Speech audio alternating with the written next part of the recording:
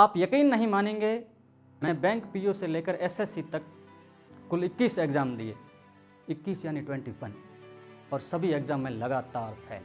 हिम्मत हारने लगी, हौसला हारने लगा। मेरी कहानी की शुरुआत करें तो मेरी कहानी शुरू होती है भारत पाकिस्तान के बॉर्डर पर बसे हुए राजस्थान के बाड़मेर ज़िले के एक छोटे से गांव ऊंडखा से, जहां पर मेरे घर के नाम पर एक छोटी सी झोंपड़ी हुआ करती थी। पिताजी को शराब पीने की आदत थी और बड़ा भाई दोनों पैरों से विकलांग था। परिवार में ऐसी स्थिति होती थी कि कभी खाने को होता था और कभी नहीं होता था।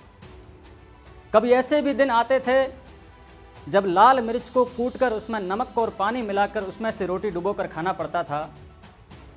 यानी मेरा बचपन बहुत अभावों में बीता। मेरे पिताजी हमेशा कहा करते थे कि तू पढ़ाई छोड़ दे और काम पर चला जा, कुछ पैसे आ जाएंगे।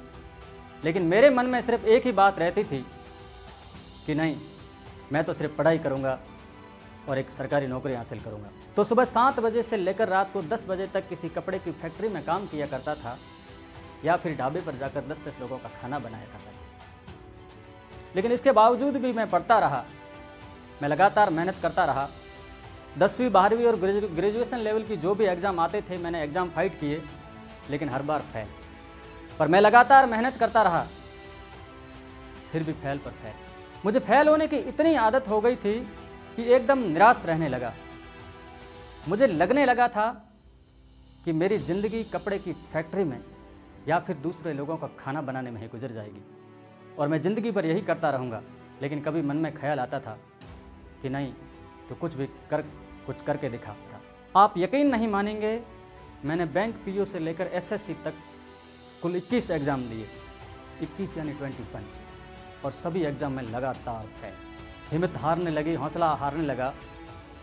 किसी में 1-2 नंबर से पीछे रह जाता था, किसी में फिजिकल में पीछे रह जाता था, तो किसी में कंप्यूटर टेस्ट वगैरह में पीछे रह जाता था। आस पड़ोस के रिश्तेदार, दोस्त वगैरह, परिवार वाले सब कहने लगे कि तेरी किस्मत नहीं है, तू पढ़ाई छोड़ दे और काम पर चला जा।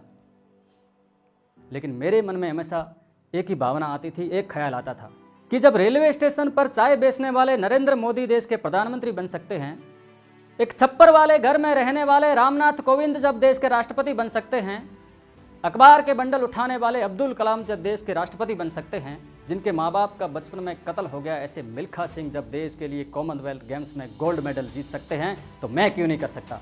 मैं भी मेहनत करूंगा और मैं भी पढ़ूंगा और मैं भी हासिल करूंगा। मन में ये ख्याल आता था, रख हौसला वो मंजर भी आएगा, प्यासे के पास चलकर स्वयं समंदर भी आएगा, थक कर ना बैठे मंजिल के मुसाफिर, तुझे मंजिल भी मिलेगी और मिलने का मजा भी आएगा। इस बार अधीनस्थ सेवा चयन बोर्ड ने ग्राम विकास अधिकारी पद की भर्ती निकाली। मैंने फॉर्म भरा।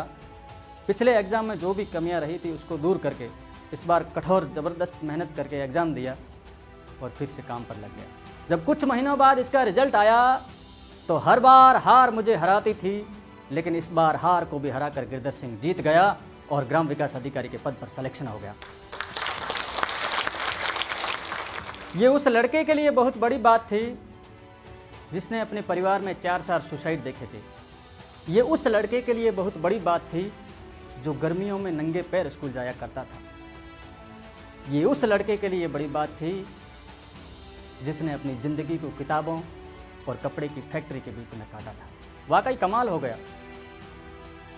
चारों तरफ मेरी वाहवाही होने लगी, सभी मेरी तारीफ़ करने लगे, गांव, शहर और आसपास में मेरी मिसाल देने लगे और मेरा बचपन का जो सपना था एक सरकारी अधिकारी बनने का, वो पूरा हो गया।